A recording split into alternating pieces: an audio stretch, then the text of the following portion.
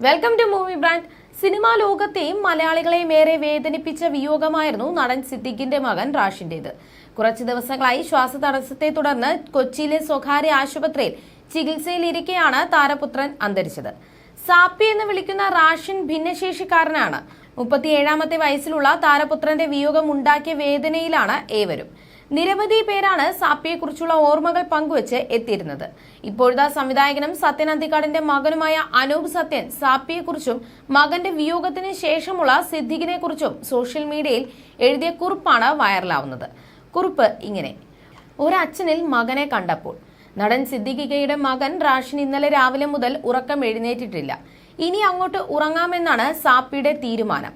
37 വയസ്സുള്ള ഒരു കുട്ടിയായിരുന്നു സാപ്പി.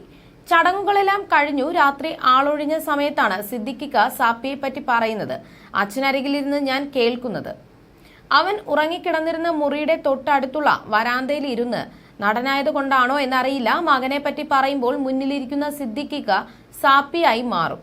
നടക്കുന്ന വഴിയിലുള്ളതെല്ലാം അടുക്കി പെറുക്കി വെക്കുന്ന, ചിക്കൻ കണ്ടാൽ കൊതി വരുന്ന, ഇരുട്ട് കണ്ടാൽ പേടിക്കുന്ന, ഓർക്കാപ്പുറത്ത് വീശുന്ന കാറ്റുപോലെ വരുന്ന അപസ്മാരത്തിൽ വിറയ്ക്കുന്ന സാപ്പി.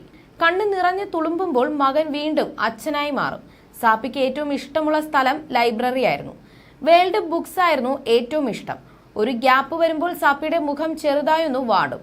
ഉടനെ ലൈബ്രറിയിൽ കൊണ്ടുപോയാൽ സാപ്പി ഹാപ്പി. മറ്റുള്ളവർ അലക്ഷ്യമായി മറിച്ചു നോക്കി വലിച്ചിടുന്ന പുസ്തകങ്ങൾ തിരികെ യഥാസ്ഥാനത്ത് സാപ്പി കൊണ്ടുവെക്കും. അതുകൊണ്ട് ലൈബ്രറിയന് ഇഷ്ടമാണ് സാപ്പി വരുന്നത്. ഇന്നു മുതൽ അയാൾ അത് ഒറ്റയ്ക്ക് ചെയ്യണം. സമാധാനിപ്പിക്കാൻ ശ്രമിക്കുന്നതിനിടയിൽ അച്ഛൻ സിദ്ദിഖിക്കയോട് പറഞ്ഞതിൽ ഒന്നിങ്ങനെയായിരുന്നു: അവൻ സന്തോഷവാനായിരുന്നു സിദ്ദിഖെ. അവന്റെ ലോകം ഒന്ന് ആലോചിച്ചു നോക്കിയേ.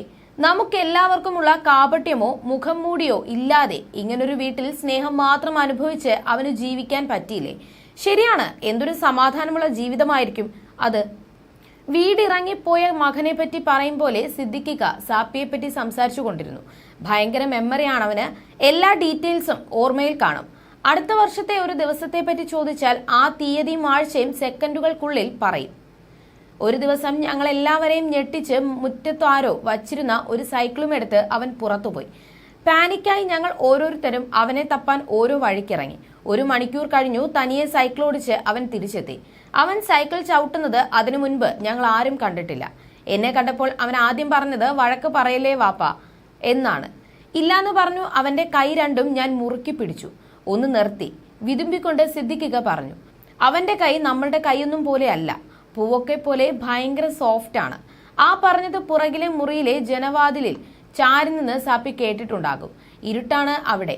ചിലപ്പോ സാപ്പിക്ക് ഇരുട്ടിനോടുള്ള പേടി പോയി കാണും എന്നും അനൂപ് പറയുന്നു.